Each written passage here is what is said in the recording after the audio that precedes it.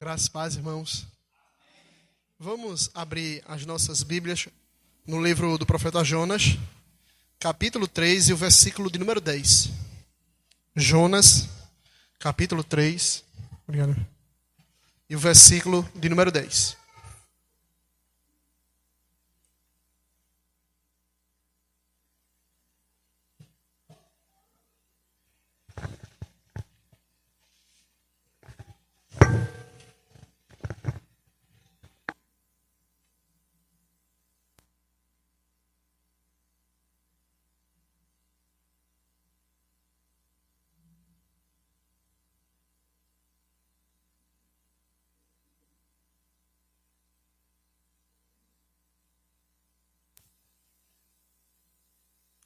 Jonas, capítulo de número 3 e o versículo de número 10.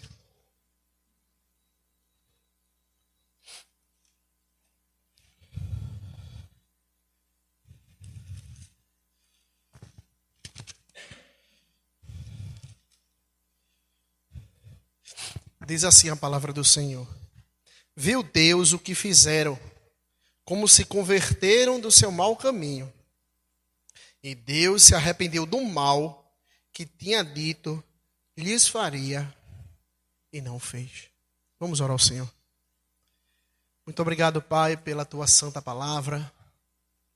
Muito obrigado por esse momento de podermos entoar cânticos ao teu santo nome, em podermos te adorar com as nossas ofertas, em podermos te adorar ouvindo a leitura da tua santa palavra. Nós queremos te pedir, Senhor, que nesse momento tu abra os nossos ouvidos para que possamos ouvir salvadoramente as verdades que aqui forem proclamadas, Senhor. Nos dá atenção para um tema tão difícil, mas que é necessário nós aprendermos e crescermos na graça e no conhecimento de Cristo. É assim que nós te oramos, em nome de Jesus. Amém.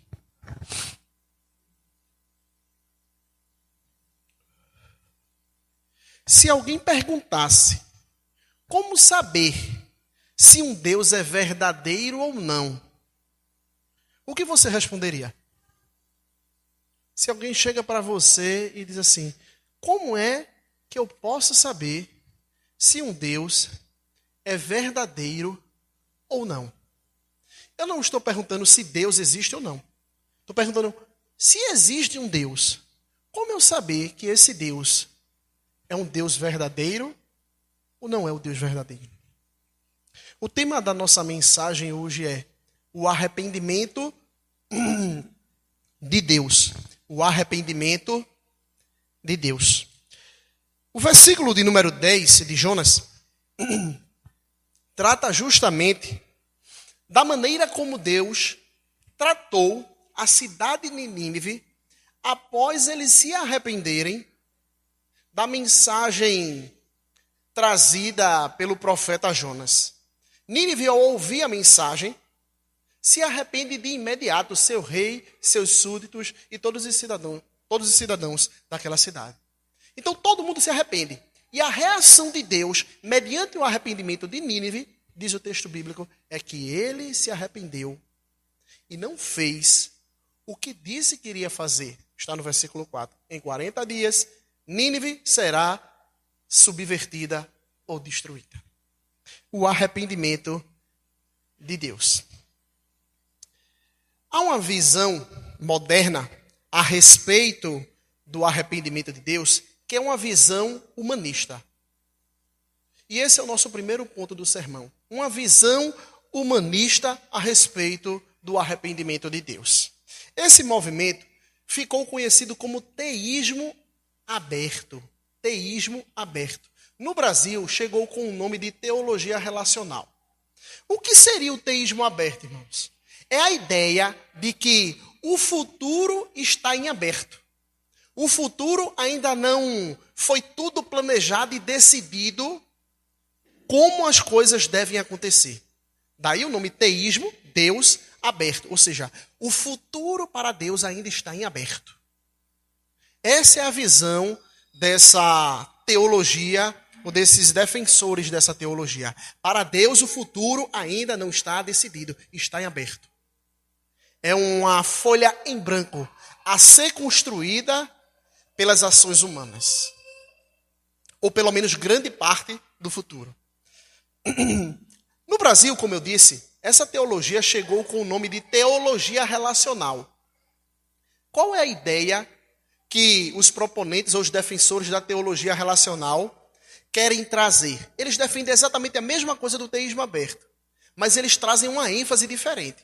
A ênfase para eles é na relação entre o Criador e a criatura. Daí o nome teologia relacional. Porque eles acreditam que o mais importante é uma relação autêntica e verdadeira entre Deus e os seres humanos ou as suas criaturas. O que principalmente ensina essa visão humanista a respeito do arrependimento de Deus? Em primeiro lugar, eles dizem que Deus não pode conhecer os futuros atos livres dos seres humanos. Pelo contrário, os atos não seriam verdadeiramente livres se Deus o conhecesse. Perceba o que está acontecendo aqui. Eles dizem, olha, uma decisão livre, se Deus conhecesse de antemão, antes de um ser humano tomar aquela atitude, significaria dizer que aquele futuro já estava determinado. E quando aquele ser humano nascesse, como é que ele poderia tomar uma ação livre? Ele não poderia tomar diferente. Porque Deus já tinha conhecido e não poderia acontecer de modo diferente. Então, eles dizem, olha, Deus não conhece os atos futuros dos seres humanos livres. Veja, isso é uma visão humanista a respeito de como entender o arrependimento de Deus. Então, eles acreditam que as ações livres dos seres humanos não estão sob a alçada do conhecimento de Deus. Porque Deus não pode conhecer ações livres. Do contrário, se ele conhecesse essas ações não seriam verdadeiramente livres. Já porque o mundo já teria um destino definido. Isso é um ataque frontal à doutrina da onisciência de Deus. O que eles dizem é o seguinte: a onisciência de Deus é que Deus conhece tudo que pode ser conhecido. E para eles, tudo que pode ser conhecido a respeito de Deus é que Deus só conhece o passado e o presente. Deus não pode conhecer o futuro. Como eu já disse anteriormente, se ele conhece o futuro, o ser humano não é livre para tomar aquela ação. E como eles entendem que o ser humano é um ser humano livre, logo Deus não pode conhecer essas ações antes que os seres humanos o possam tomar primeiro. Depois que os seres humanos tomam, agora sim eu sei o que é que ele fez. Mas até o momento que ele toma, eles tomam, o ser humano toma, não há como saber o que eles irão fazer. Nem o próprio Deus, nessa visão humanista. Comentando sobre isso, um defensor do teísmo aberto, Clark Pinnock, que anteriormente foi um calvinista, passou para o arminianismo e desembocou no teísmo aberto. Ele diz assim: a onisciência não precisa significar presciência exaustiva de todos os eventos futuros. Ou seja, Deus não precisa conhecer tudo a respeito do futuro. Não precisa ser exaustivo, completo. Ele pode conhecer algumas coisas. Se esse fosse o seu significado, o futuro seria fixo e determinado, assim como o passado. O conhecimento total do futuro implicaria a fixação de eventos. Nada no futuro precisaria ser decidido. Isso também implicaria que a liberdade humana é uma ilusão, que nós não fazemos diferença e não somos responsáveis. E isso é o raciocínio de uma pessoa que acredita que Deus não conhece o futuro. Que tem como seu pressuposto básico uma liberdade libertária, que o ser humano é livre do próprio Deus. A segunda coisa que eles ensinam, o primeiro ataque, é o ataque à onisciência de Deus. Nem o próprio Deus conhece as ações futuras dos seres humanos livres. Segundo lugar, um relacionamento verdadeiro com Deus deve levar o próprio Deus a correr riscos. Então, eles estão dizendo o seguinte: olha, Deus é um Deus vulnerável. Para você ter um relacionamento verdadeiro com o ser humano, o próprio Deus tem que se tornar vulnerável. Porque se Deus fosse esse todo-poderoso, que conhece o futuro, que é imutável, não seria um relacionamento verdadeiro. Ele já saberia tudo que o pastor Diogo ia saber. Que relacionamento é esse?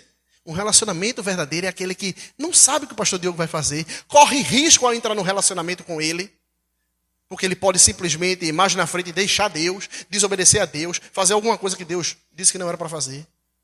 Então, na visão dos proponentes do teísmo aberto, a ideia de que Deus, ao se relacionar, só pode se relacionar, e esse relacionamento só pode ser um relacionamento verdadeiro se ele correr riscos, se ele for vulnerável, é um ataque direto à doutrina do atributo da imutabilidade de Deus.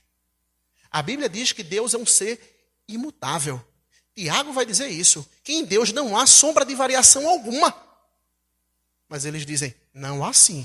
Porque se há um relacionamento verdadeiro entre Deus e os seres humanos, então necessariamente o atributo da imutabilidade não existe. E por fim, eles acreditam que a visão que eles têm a respeito da vulnerabilidade de Deus e de que Deus não pode conhecer os atos futuros dos seres humanos livres, significa dizer que eles dizem, a nossa visão é a que melhor explica os dados bíblicos a respeito do arrependimento de Deus e de outras passagens bíblicas. Claro que eu não vou ser exaustivo nos textos bíblicos que eles citam. Citarei apenas 2 como exemplo do que eles entendem ser o arrependimento de Deus e como eles interpretam. E a partir daí nós iremos mostrar como eles estão errados e como é a visão bíblica a respeito desse assunto. Em primeiro lugar, tem o texto que nós acabamos de ler, de Jonas, que Deus se arrependeu do que ia fazer contra a cidade de Nínive e não destruiu aquela cidade. Outro texto que eles gostam de utilizar é 1 Samuel, capítulo de número 15. Serão muitos textos bíblicos, então vocês anotem, eu vou citar aqui e depois vocês conferem, tá? Diz assim, 1 Samuel, capítulo 15, verso 11. Arrependo-me de haver constituído Saul rei, porquanto deixou de me seguir e não executou as minhas palavras. Então Samuel se contristou e toda noite clamou ao Senhor. Isso é Deus dizendo, eu me arrependo de ter constituído Saul rei. No versículo número 35 desse mesmo capítulo 15, ele diz assim, nunca mais viu Samuel a Saul, até o dia da sua morte. Porém, tinha pena de Saul. O Senhor se arrependeu de haver constituído Saul rei sobre Israel.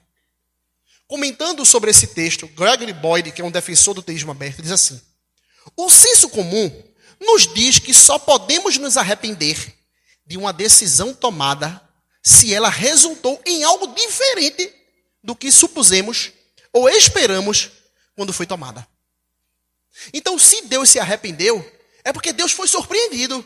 Rapaz, eu não sabia que Saul ia fazer isso. Me arrependo de ter constituído Saul como rei. Ele disse, um arrependimento humano não é isso? Não é você se arrepender por ver que alguma coisa saiu e lhe surpreendeu a respeito daquilo que você esperava? Então ele diz, Deus é semelhante. Quando Deus se arrepende nessa passagem, é porque ele foi surpreendido por algo que ele jamais esperaria que acontecesse. Mas, sintetizando então tudo que o teísmo aberto fala, eles falam que Deus se torna vulnerável, corre risco ao se relacionar com o ser humano, e eles falam que Deus não conhece os atos futuros dos seres humanos livres. Mas qual a visão bíblica a respeito do arrependimento de Deus? Em primeiro lugar, a gente tem que entender que a doutrina bíblica e a tradição histórica da igreja cristã, ao longo da história da igreja, a igreja majoritariamente acreditou que Deus e a onisciência de Deus significa que Deus conhece absolutamente tudo que aconteceu, que está acontecendo e que acontecerá. Essa é a definição mais básica do que seria a onisciência de Deus na visão tradicional cristã. É que Deus conhece absolutamente tudo. Não existe absolutamente nada que Deus não possa conhecer, mesmo as ações futuras dos seres humanos. Lembre-se, na visão deles, A onisciência é, Deus só pode conhecer o que pode ser conhecido. As ações humanas livres não podem ser conhecidas. Logo, Deus não conhece o futuro dessas ações livres. É interessante que a nossa confissão defende o que tem sido chamado de impassibilidade divina. O que seria a doutrina da impassibilidade?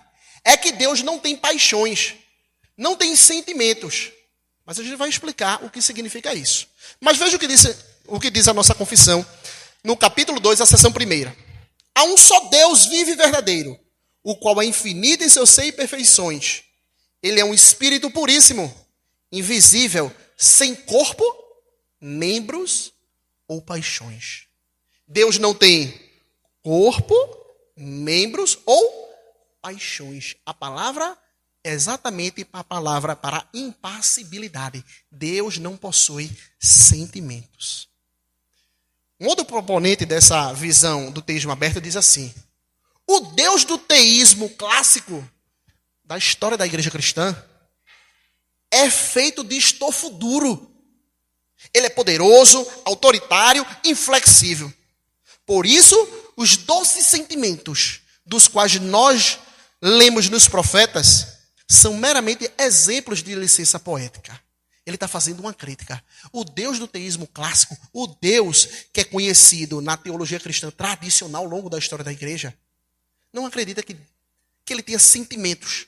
Uma visão de Deus a respeito que ele não tem sentimento algum. É um Deus duro, inflexível. É um iceberg, gelado, frio, imóvel. Mas quando a Bíblia fala a respeito de Deus, a Bíblia realmente fala dos sentimentos de Deus. Só que a gente tem que entender o que realmente são esses sentimentos de Deus, à luz da revelação do próprio Deus. A Bíblia diz que Deus está entristecido ou se entristece, Salmo de número 78, verso 40. A Bíblia diz que Deus fica irado, Deuteronômio capítulo 1, verso 37. A Bíblia diz que Deus fica satisfeito, 1 Reis capítulo 13, verso 10. A Bíblia diz que Deus fica alegre, Sofonias capítulo 13, verso 17.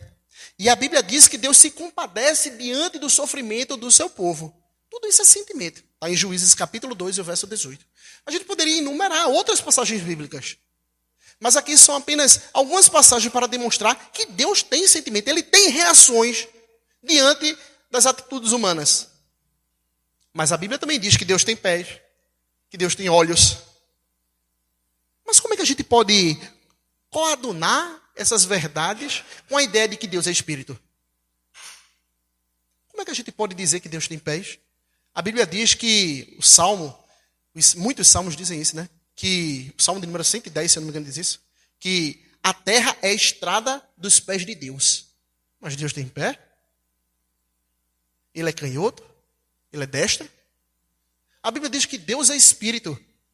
E lá em Lucas capítulo de número 24 e o verso 39, quando Jesus se manifesta aos discípulos, depois de ressurreto, os discípulos ficam incrédulos, achando que era um espírito. Ele diz: não, eu não sou espírito, porque espírito você não pode apalpar.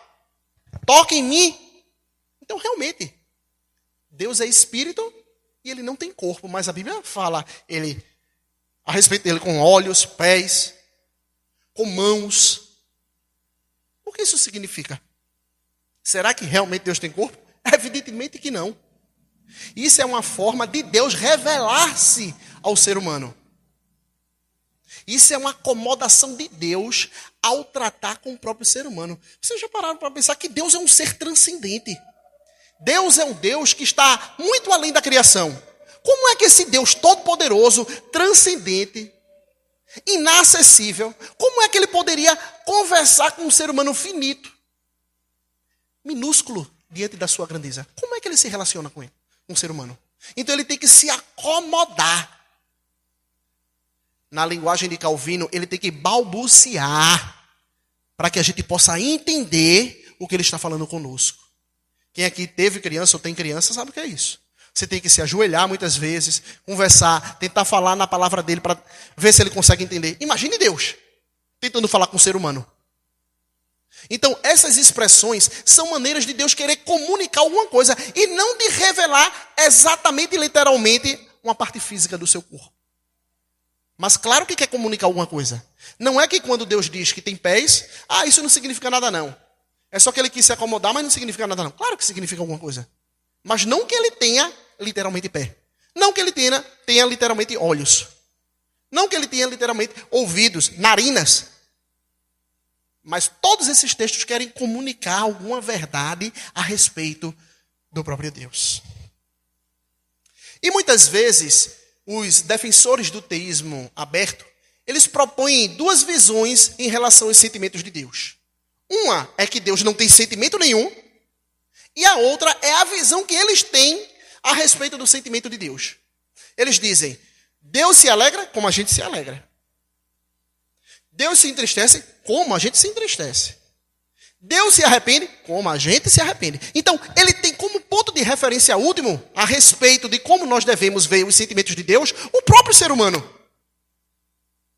Eles veem o próprio ser humano como ponto de referência. No arrependimento humano, o que é que acontece? É assim. Então, no arrependimento de Deus também é assim. Na tristeza humana, o que é que acontece? Assim. Então, na tristeza de Deus, é assim também. Então, na visão deles, o ser humano é o ponto de referência para nós compreendermos o que é o sentimento de Deus. Então, voltando, eles acreditam em duas alternativas. Ou você acredita que existem os sentimentos de Deus igual aos dos seres humanos, ou você não acredita que Deus tem sentimento algum. Entretanto, existe uma terceira alternativa. E é o que a gente vai defender aqui agora. Em primeiro lugar, dizer que Deus tem sentimentos não significa dizer que os sentimentos são igual ao do ser humano. Deus não é insensível às dores humanas. Qualquer pessoa que já leu minimamente a Bíblia sabe disso. Que Deus se compadece do seu povo. Que Deus se compadece de tal forma que enviou Jesus Cristo para morrer em favor do seu povo. Hebreus vai dizer que nós temos um Deus que sofreu semelhante a nós, para que possa nos socorrer quando passarmos por necessidade. Então ele se compadece de nós. Ele tem sentimentos. Ele não é um Deus insensível. Segundo lugar, a impassibilidade divina não significa dizer que Deus não tem sentimentos. Ele tem. Segundo lugar, a impassibilidade divina significa dizer que isso é uma característica da perfeição de Deus. E a impassibilidade significa o quê? Que Deus ele não age impulsivamente. Mas ele age de acordo com o seu caráter. Quem aqui não já foi pego, no momento da vida, ser deixado levado pelos sentimentos, ainda que a sua razão diga que você está fazendo errado? Isso é muito comum, né? Chega a juventude, você está conversando com a sua filha, não se envolve com esse menino não é da igreja. Mas mãe, eu estou sentindo um negocinho gostosinho. Mas você sabe que é errado, minha filha. Não, papai, não, mãe. Ou seja, ela está deixando com que o sentimento dela governe as suas ações. Deus não tem sentimento nesse sentido. Nesse sentido, Deus não tem sentimento. A impassibilidade de Deus é justamente aí. Deus não tem paixões como as paixões e os sentimentos humanos. Os sentimentos humanos não podem governar o próprio Deus. Os sentimentos humanos estão debaixo do governo do próprio Deus. Os sentimentos de Deus estão debaixo do seu próprio governo.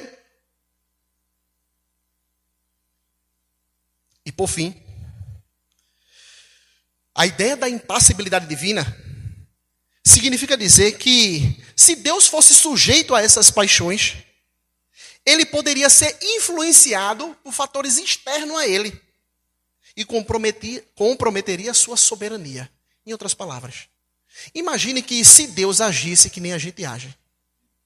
Você achou uma menina bonitinha na igreja, na igreja vai estar no mundo também. Não, mas meu coração está falando assim. Não vai nessa. Então você, aquele homem, aquele rapaz, está sendo governado por algo externo a ele. O seu sentimento está sendo governado por algo externo a ele. Imagine se Deus fosse assim. Tivesse o sentimento que nem os seres humanos. Deus não me deu o carro que eu quis não, vou fazer ele sofrer. Aí você faz ele sofrer. Tem gente que é assim. Sabe que a outra pessoa está gostando, o que é que ele faz? Vou fazer ele sofrer. Mas com Deus a gente não tem como fazer isso. Daí porque a expressão da impassibilidade divina não significa dizer que Deus não tenha sentimento, mas que ele não tem sentimentos igual ao ser humano. Ele se compadece do seu povo porque ele decidiu se compadecer com o seu povo. Não é porque a gente pode manipulá-lo. Não é porque a gente tem alguma maneira de subjugar Deus mediante alguma ação que faça entristecê-lo. Ele decidiu, em certas situações, a agir de determinada maneira, a exercer o seu sentimento de alegria, satisfação, tristeza e assim por diante. E outro, a Bíblia também fala no que a gente chama de linguagem antropomórfica e antropopática. 2 palavras difíceis. Mas as duas têm a ver com o ser humano. A antropomórfica é Deus se manifestar de forma humana. Muitas vezes as pessoas traduzem, mas não parece ser a ideia bíblica, que antropomorfismo é atribuir formas humanas a Deus. Mas não é atribuir formas humanas a Deus. É Deus que atribui formas humanas a si mesmo. Não é ninguém que está atribuindo, não. É a própria revelação de Deus que atribui forma humana a si mesmo. Ouvido, esse sacrifício sobe como cheiro suave às minhas narinas. É o próprio Deus que revela-se em algumas situações como forma humana. Mas não que ele tenha uma forma literalmente humana. E o antropopatismo é a ideia de que Deus atribui a si mesmo sentimentos humanos. Então, alegria, tristeza, eu diria mais. Os seres humanos é quem tem sentimentos semelhantes ao de Deus. Porque Deus já tinha alegria. Então, quando ele cria o ser humano partilha dessa alegria. Não igual a de Deus. Por quê? Porque ele caiu em pecado. E essa alegria muitas vezes é inconstante e governada por atos externos. Mas mesmo antes da queda, a alegria de Deus e a alegria do homem é, de alguma maneira, em medida diferente.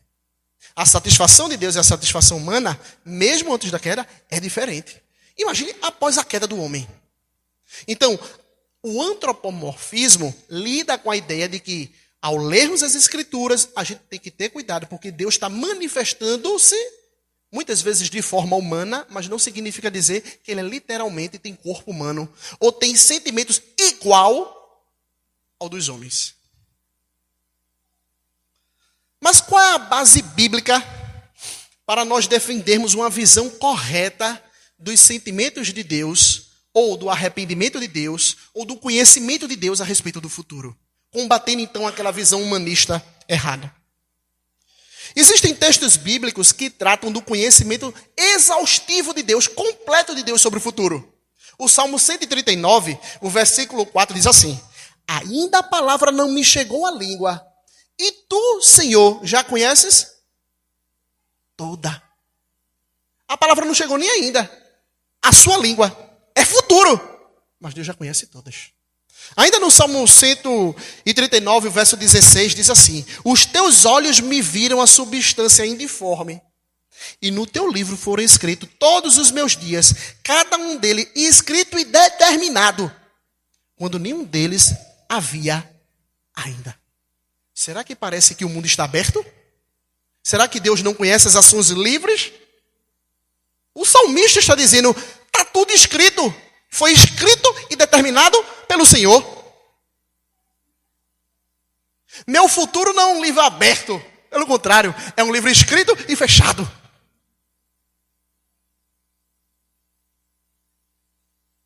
Então, em primeiro lugar, esses 2 versos do Salmo de número 39, 139, fala que Deus conhece o futuro.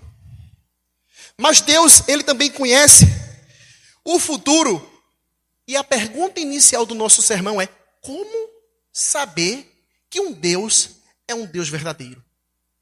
Em Isaías capítulo de número 40, a Isaías capítulo de número 48, percorre-se 9 sessões. Cada uma delas de uma maneira diferente, falando sobre a mesma coisa. Eu sou Deus verdadeiro porque eu conheço o futuro. Os falsos deuses não são deuses verdadeiros porque eles não sabem do futuro.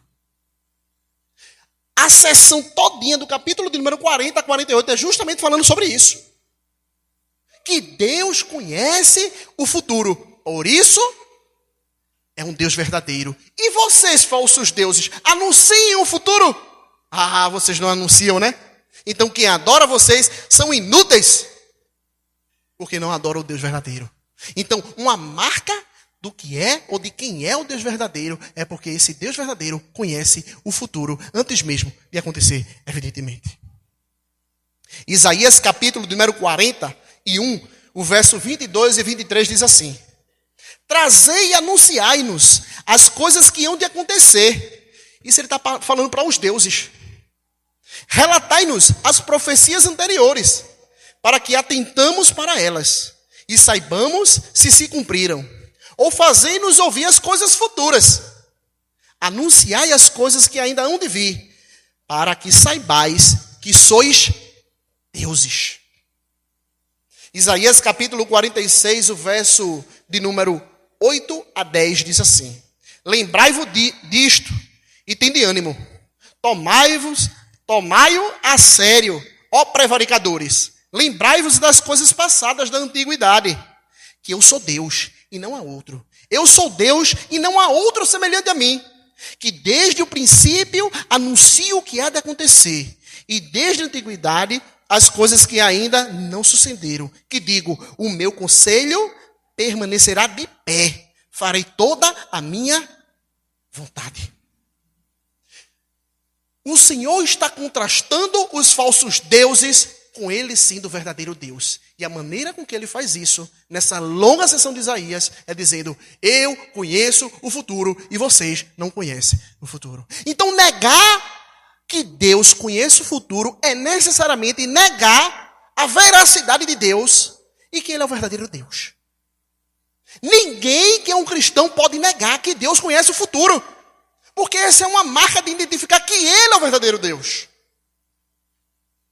João capítulo de número 13, o verso 19, Jesus chegou a um determinado momento do seu ministério que ele diz para os seus discípulos: desde já vos digo, antes que aconteça, para que, quando acontecer, creais que eu sou.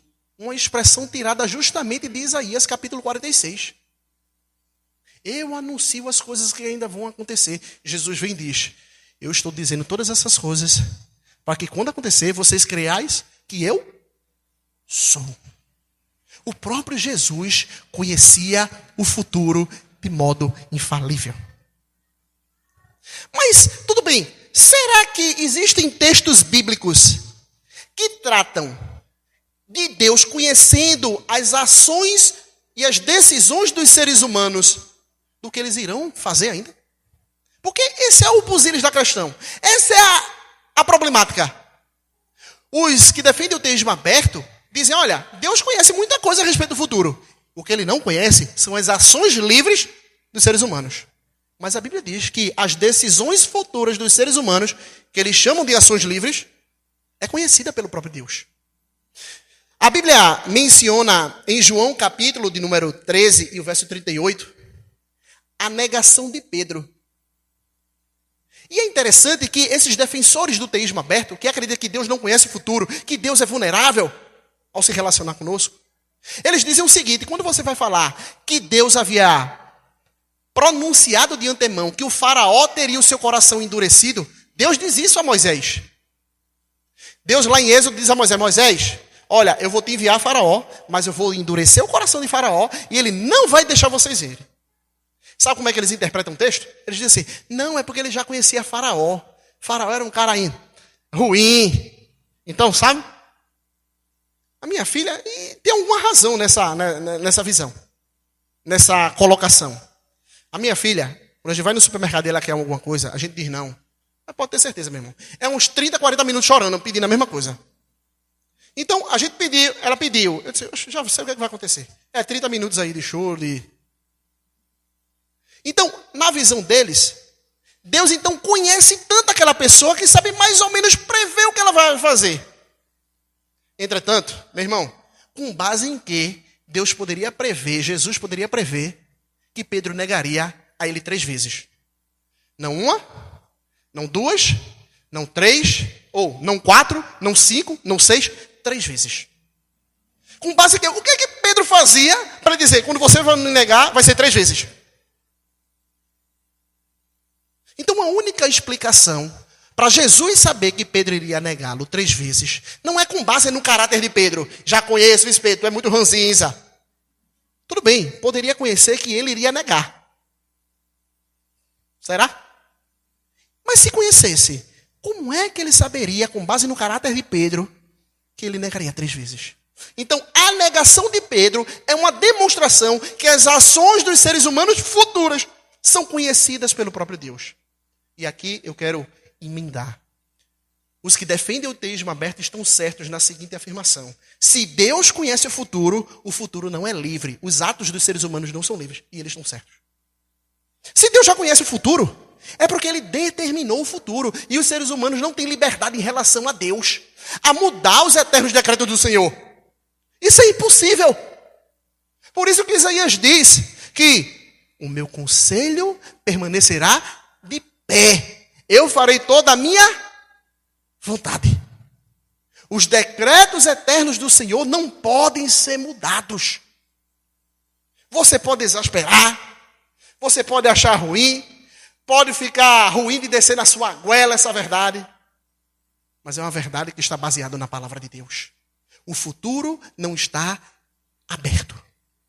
O futuro já está escrito e determinado pelo Senhor. Mas tudo bem. Como nós devemos interpretar os textos que são citados pelos defensores do teísmo aberto? Eles citaram 1 Samuel capítulo 15, que diz que Deus se arrependeu 2 vezes no mesmo capítulo. Como a gente responde a isso? 1 Samuel, capítulo de número 15, o verso 29, diz assim. Perceba o que diz o texto. 1 Samuel, capítulo de número 15 e o verso 29.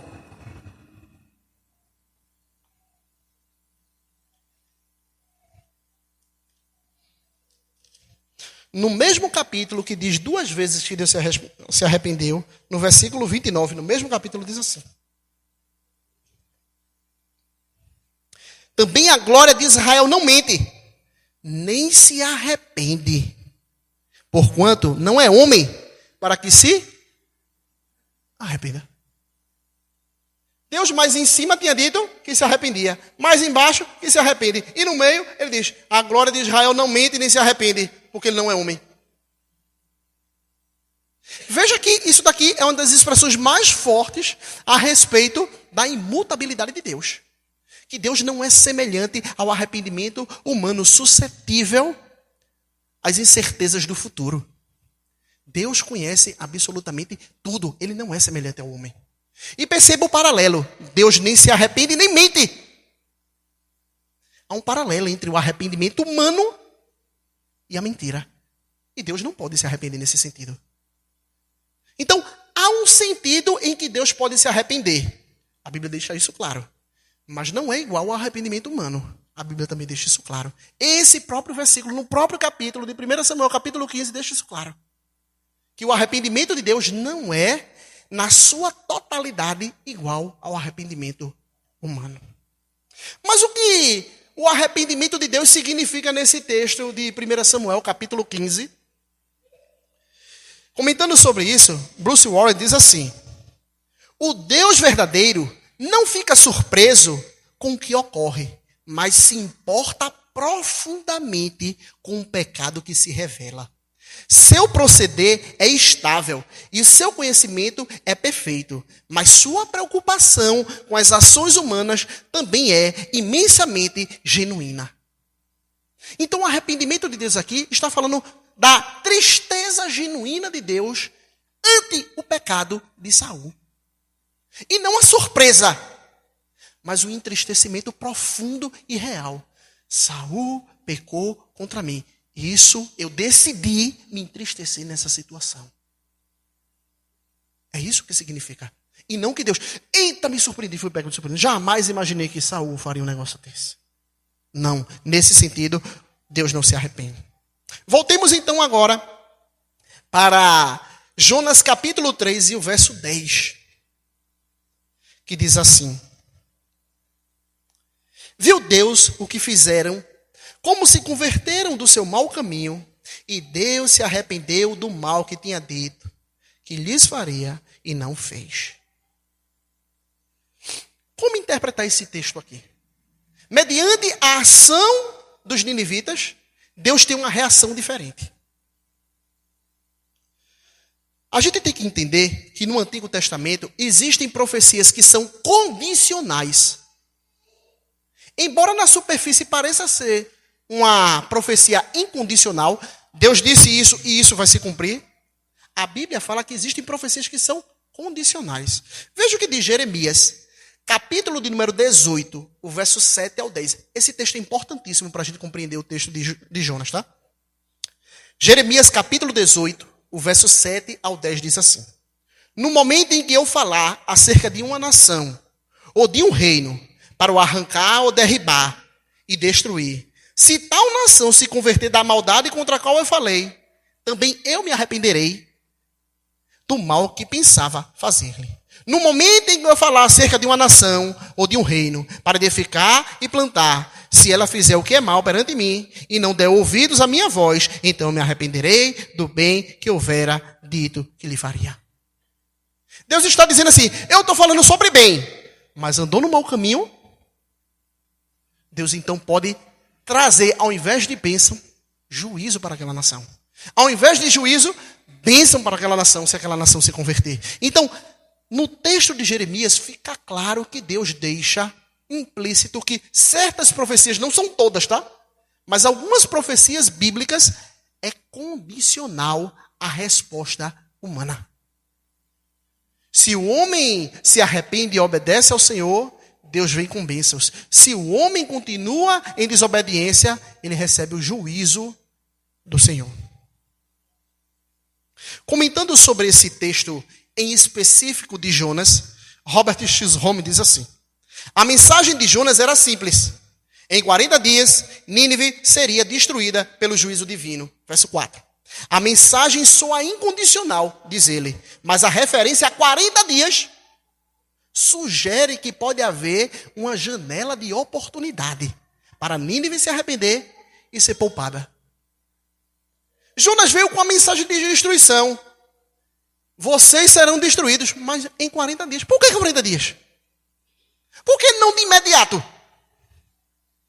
A única explicação razoável para os 40 dias era justamente porque Deus daria oportunidade para Nínive se arrepender e não ser destruída. Então, a mensagem que foi dada a Nínive foi uma profecia condicional, baseado no texto lá de Jeremias, capítulo de número 18. Não é uma profecia incondicional, que Deus disse, vai ser assim e não pode mudar. Como eu disse, existem algumas passagens bíblicas que falam assim. Eu digo solenemente que essa nação vai ser destruída. Digo solenemente que vocês irão... Em algumas situações, Deus usa as expressões tão fortes que é impensável aquilo ali ser uma profecia condicional. Mas no caso de Jonas, o próprio contexto deixa claro que aquilo ali tinha embutido uma condicionalidade a respeito da resposta humana. Comentando sobre isso, John Frame diz assim: Deus decretou eternamente que muitos dos seus propósitos seriam realizados por meio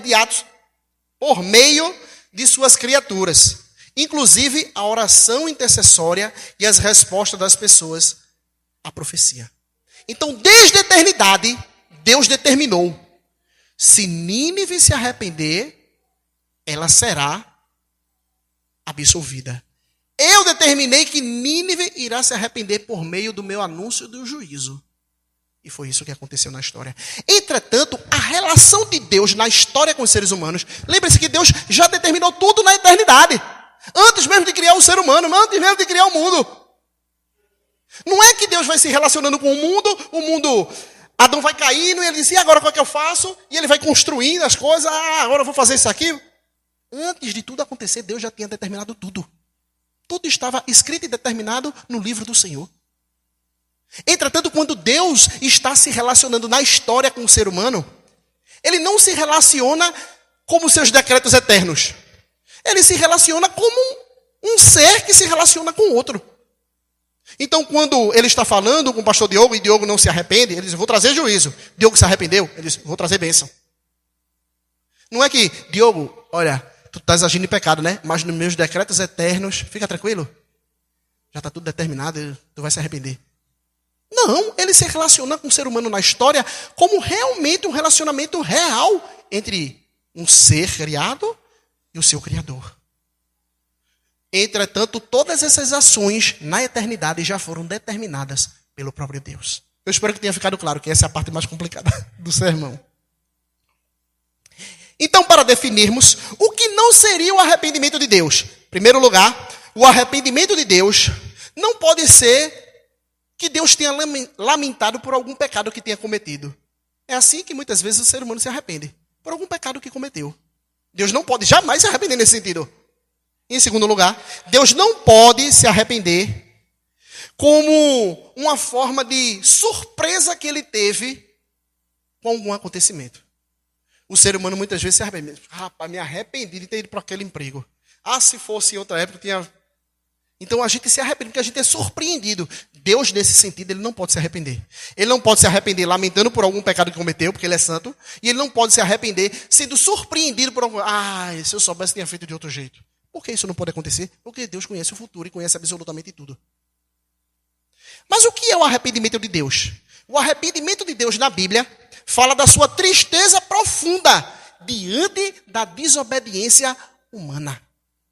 Mas não só isso. O arrependimento de Deus também fala da mudança de atitude de Deus mediante os acontecimentos históricos, mas conforme os seus decretos eternos.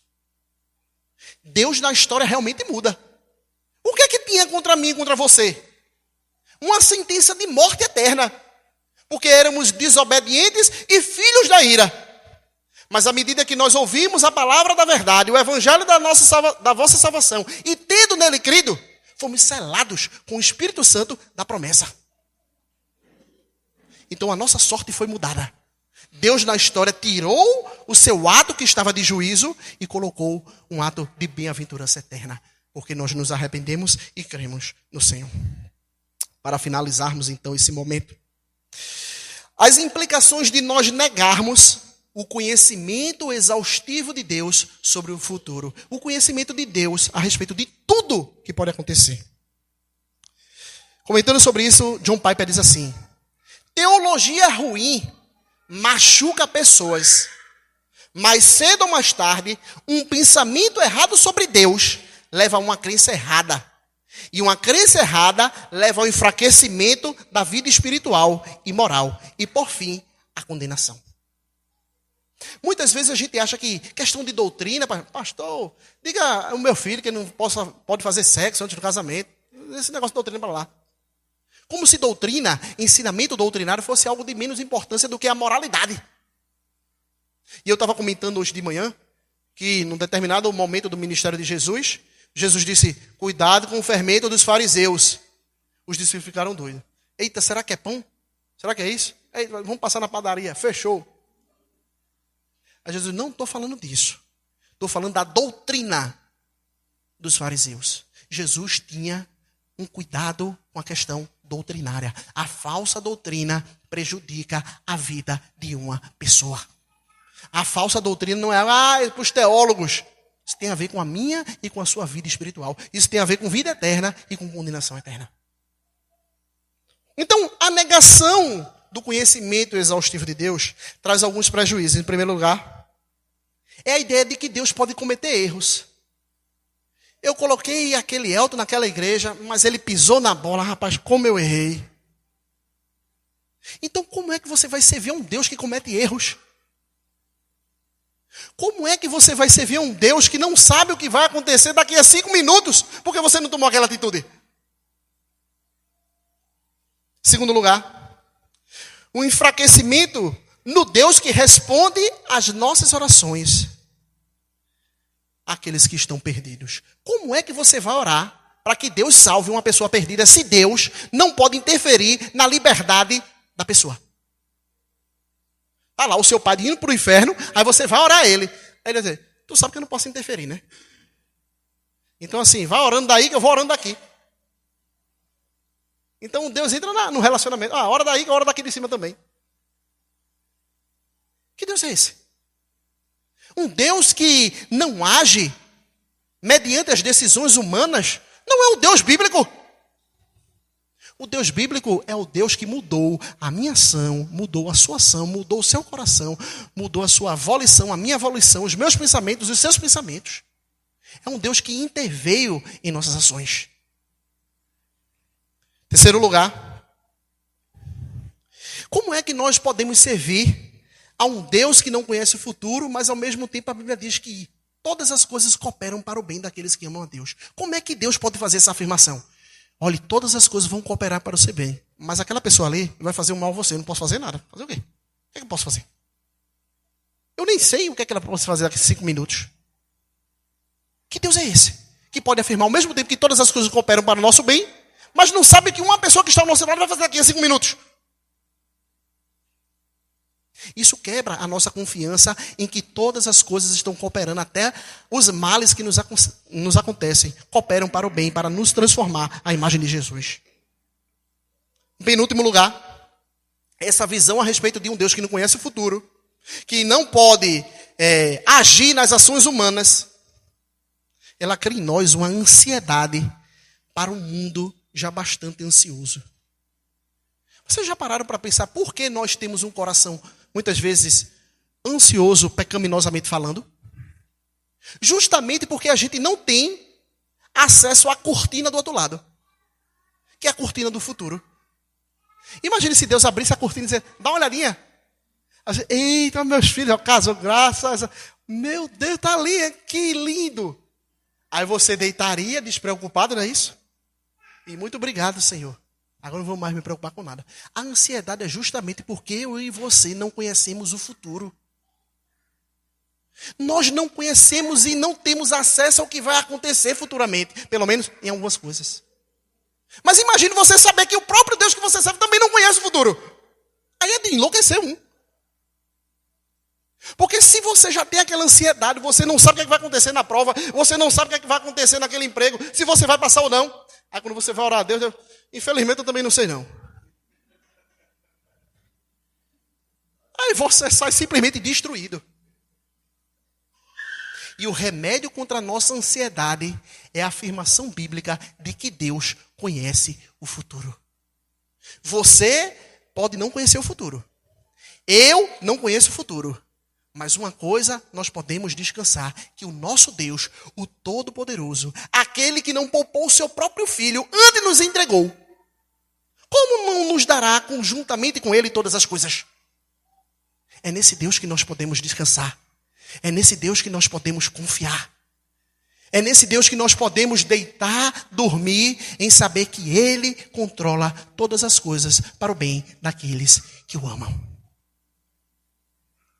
E aqui então eu finalizo. Por fim, a negação de que Deus conhece plenamente o futuro compromete a nossa confiança no triunfo do Evangelho de Cristo.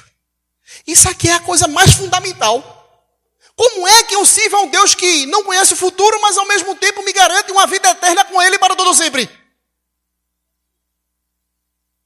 Deus não sabe que ser humano pode surgir, o que é que ele pode fazer, o que é que as criaturas angélicas podem fazer, e simplesmente destruir o seu próprio plano. Ele não pode me garantir um futuro eterno de paz e descanso com os seus santos. Porque ele não sabe o que é que no meio do percurso pode acontecer. Então a negação da doutrina de que Deus conhece o futuro é frontal ao coração do Evangelho de Jesus Cristo. É uma negação da bendita esperança que advém do sacrifício do Senhor Jesus Cristo. Então nós devemos nos submeter à visão bíblica a respeito do arrependimento de Deus. Deus se arrepende? Sim, mas não é um arrependimento igual ao do homem. O arrependimento de Deus é um arrependimento pela tristeza profunda do pecado humano, que ele decidiu se entristecer. E é também uma ação de Deus diferente na história da relação do homem com Deus, que não muda os seus decretos eternos. Que Deus, pois, nos abençoe e nos faça refletir e aceitar a sua soberana vontade. Vamos orar ao Senhor. Muito obrigado, ó Pai, pela tua palavra. Muito obrigado, Senhor, porque hoje podemos gastar um tempo para lidar com um ensinamento muitas vezes tão difícil de compreender, Senhor. Devido a tantos erros que têm adentrado as igrejas, a tantos pensamentos que se baseiam mais em uma visão humana do que em uma visão bíblica, ó Pai. Que o teu povo possa sair daqui jubilante, em saber que o futuro não está em nossas mãos, mas em tuas mãos. E que tu governa tudo de conformidade à tua santa, boa e perfeita vontade, Senhor. É assim que nós te oramos, na pessoa de Jesus. Amém.